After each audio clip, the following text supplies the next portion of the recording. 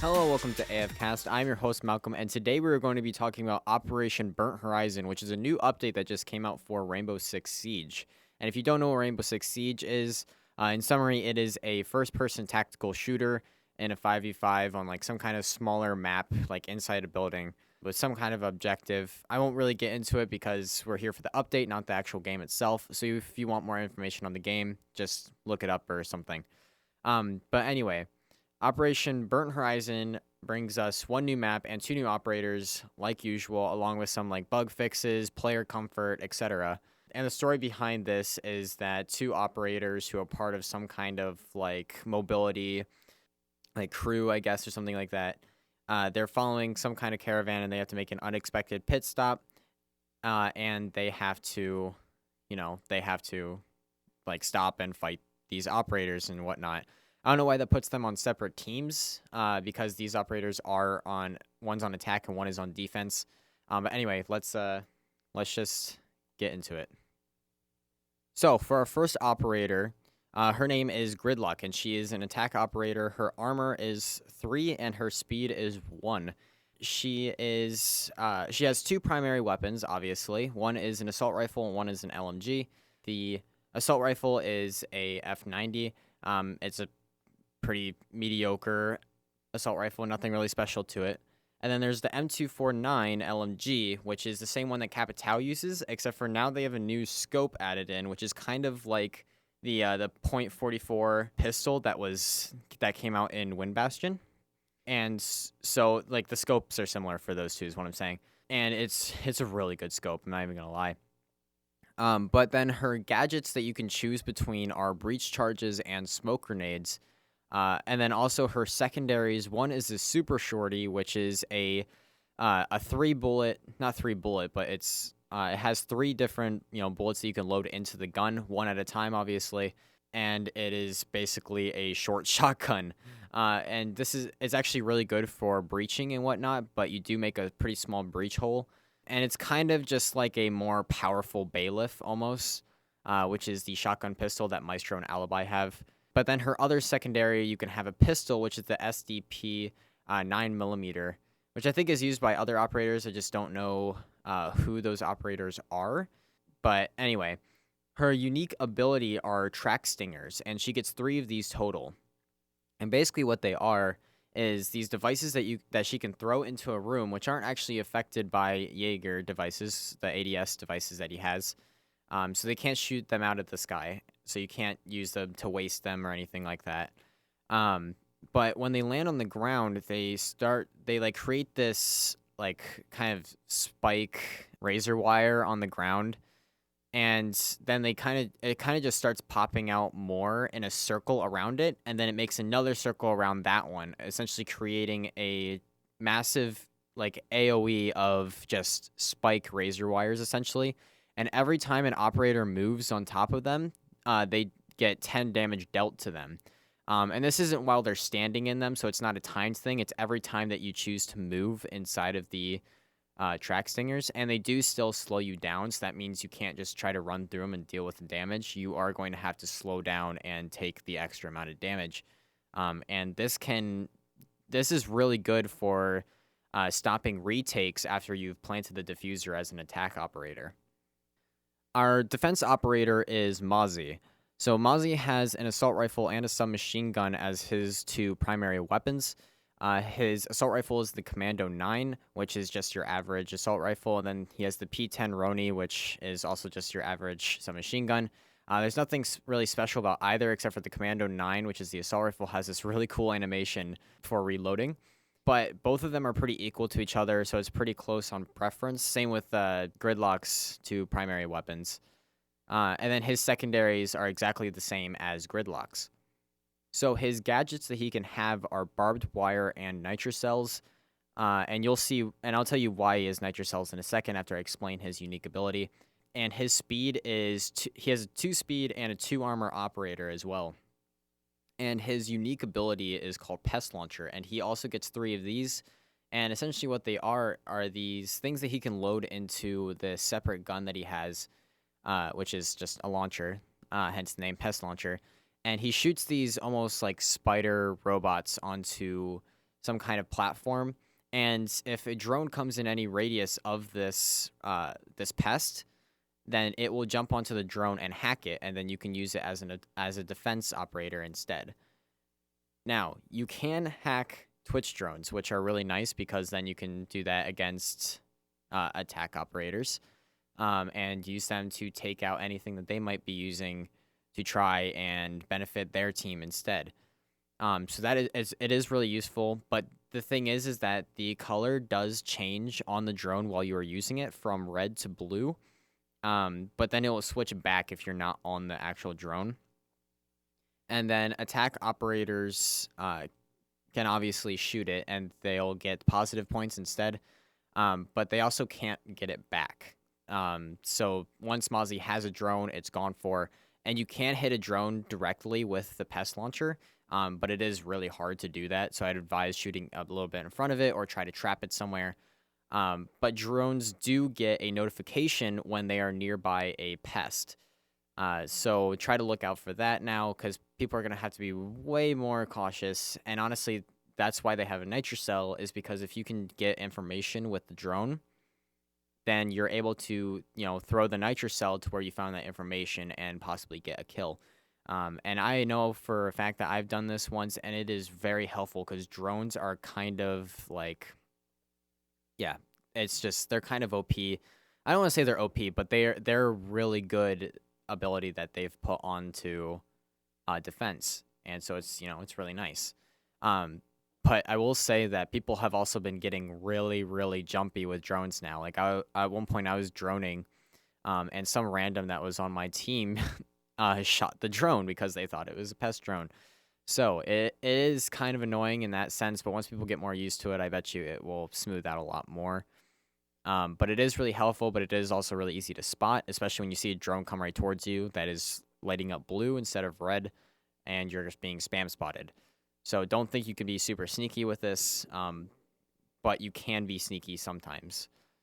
So the new map that came out in Operation Burnt Horizon is called Outback, and this is in the middle of Australia, obviously, since our operators are also from Australia. But essentially, this is some kind of like truck stop off of the side in like some savannah area. And it's a pretty medium-sized map, and it has like a garage, motel, it has like a restaurant. I mean, you don't really need to know those facts. It does still have a couple of glitches in it, but overall, it is a really fun map to play. And yeah, So one new thing that they've added is a newcomer playlist, and essentially what the newcomer playlist is something obviously for newcomers in the game. So this is available for anybody that is below level 50. So once you hit level 50, you are not able to play this anymore. But essentially, you are able to play on 3 maps: Bank, Consulate, and Chalet, while you have the newcomer playlist.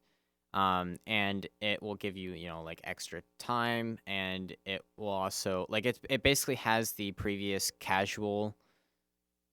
Actually, it's just exactly like casual, because casual has actually changed now, just a little bit. It hasn't really changed much. All it is that casual now takes 30 seconds less than it used to, because the newcomer playlist is now at 4 minutes, which is what casual used to be at. So then that means that, in casual, you kind of have more of a step between newcomer and ranked, and so casual will allow you to, practice more after you think you've done good with newcomer. So yeah, I'd say it's pretty good, but at the same time, this will be pretty bad for anybody who's trying to do Smurf accounts or anything like that. One thing that's good against Smurf accounts is now that ranked has been actually upped to 30. It's level 30 clearance instead of level 20, which means that, it's a lot harder for Smurfs to actually get into ranked, which Smurfs can be really annoying in ranked, especially like when you first start playing ranked. Like, you'll have people who are Smurfs who are really good at the game, but they just hit level 20, and they decide to go into ranked and screw with people who are maybe, I don't know, like silvers or golds or something, because the rank system doesn't know what their rank is yet, and they can absolutely decimate. Another new thing that came in Operation Burnt Horizon was a new elite set, which is actually for Habana. And she's now kind of like this martial arts person who has a new skin for herself and also her ex Kairos, and also a new weapon skin for her Type 89 and her Supernova and the P229 and Bearing 9. All the weapons she has a skin for now, and all of them will be elite skins. They've also added 3 new Burnt Horizon weapon skins, and yeah, they look pretty cool, and they I'd really want them, honestly. They look really good. Um, but yeah, so that's all I have for like the operators and stuff like that. So now let's get into some fixes that they had for Operation Burnt Horizon. So one of them is something, if you've been in the Siege community for like even a little bit, you should know about Ashe losing her ACOG sight from her R4C, because everyone would run the ACOG with the R4C, and now like it kind of makes it like as good as the G3 now that the G3 can have the ACOG. And by the way, that's her other assault rifle that people hate because the R4C was so good with the ACOG. But now it kind of evens out. And another thing is that Lesion is getting a reduction on his goo mine damage per tick, that is. And so the per tick is from 8 to 4 now, so it's not as OP, because with the amount of Lesion mines that you can set out, you can deal a lot of damage, especially to shield operators, and it can be unfair at times to have that, even though it is a counter for shield operators. A nerf that they have for Maverick is they have increased swap time between his blowtorch and his weapons. So essentially, now it's going to be a lot harder to be able to just poke a hole in something and quickly shoot through before the person on the other side has any time to react. And that can be really frustrating when that happens. And so I'm actually kind of glad this happened, though I do like playing Maverick at the same time, so I'm kind of frustrated. But at the same time, it shouldn't be that way. So I'm glad that they've changed it. And also for Dokkaebi, they made it so that way after 12 seconds, the phone calls from her logic bomb will automatically hang up. So you don't have to worry about, actually,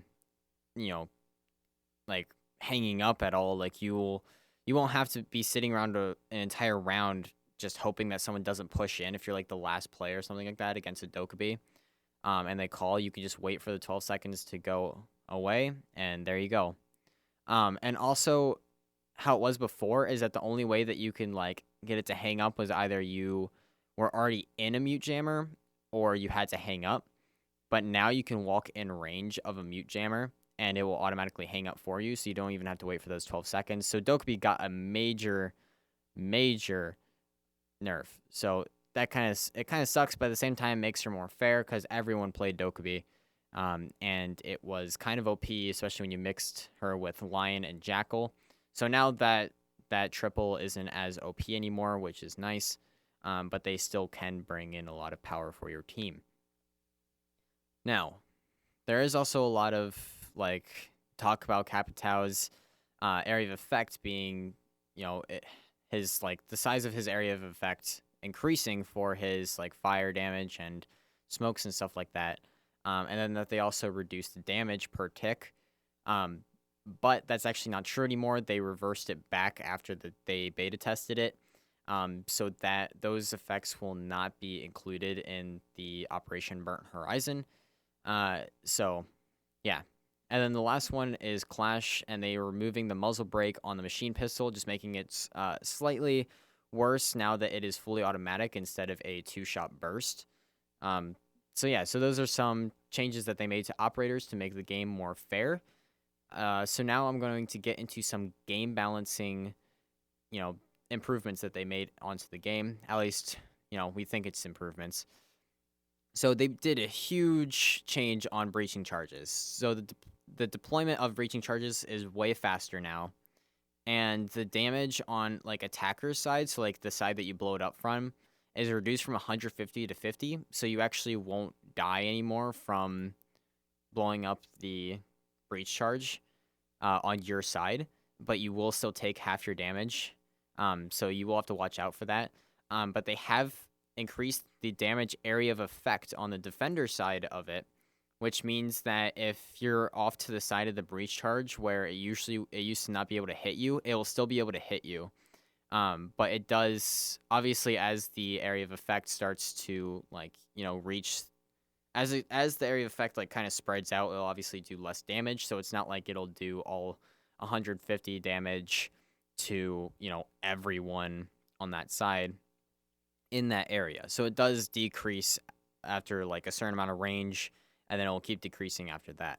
And then the actual lethal damage of the area effect on the defender, which is just what I was just mentioning, has actually been reduced. So it's not even just that the area effect has increased and that the damage fall off is different. It's that the defender side is completely reduced on lethal damage. You have to basically be standing right next to it in order to be killed by the breaching charge, which is a lot nicer. But also it makes it harder for you to be able to get kills with breaching charges, which I know is what people love to do in this game. And also get the achievement for Meat Wall, which I also know people like to go for achievements, as do I. So, anyway, another game balancing change that they made is a crouch and lean spam difference. So basically, you used to be able to crouch or lean instantly, and by what I mean is if you were to press BB on your character would instantly go from standing to crouching back to standing within a split second. And same thing with leaning. If you went from leaning to the left side to leaning to the right side, and you could just snap back and forth. But now there is an animation between you crouching and you leaning, so you no longer can spam, because if you were to spam, your head would only move 3 inches before you would already have to move your head back if you're spamming. Because now they basically have, instead of it being one step between one lean to another lean, it's multiple steps now between each lean, which makes it slower to lean, but it does make it more fair if someone's lean or crouch spamming, which can be OP and unrealistic as well.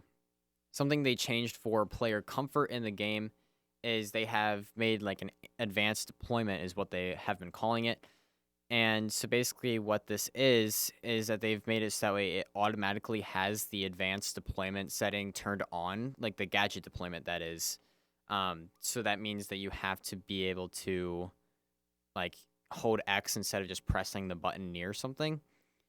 And it allows, basically they're doing this because it's actually a lot easier to use the advanced deployment, and it also makes it it doesn't just make it easier, it makes it better.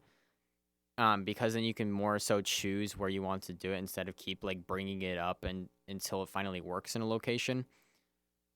If that made sense at all. But yeah, so that's automatically turned on now. So if you didn't like that, then just turn it back off. I don't know if it will change the setting during the update, but just letting you know in case it does.